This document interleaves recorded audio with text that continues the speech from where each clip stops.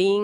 ข่อยยังข้องใจอยู่นะเว้ยอันเรื่องว่าตากับตีนอันใดมันก็สำคัญอยู่แต่ข่อยว่าตีนสำคัญกว่าวะโอ้ยเท่าโตเอ้ยตาสิสำคัญกว่าถ้าบ่มีตามึงสิเอาตีนมึงหลินได้บ่เกมมือถือมึงหันแต่กูเห็นคนตาบอดหันมันยังเป็นหมอนวดเก่งๆมันยังใส่ตีนเหยียบเส้นเหยียบเอ็นได้ข่อยคือบ่เห็นเขาเอาตานวดได้สั้นโอ้ยตาสำคัญกว่าเวลาตั้งซื้อคนเขายังใส่ว่าบุญตาหรือดวงตา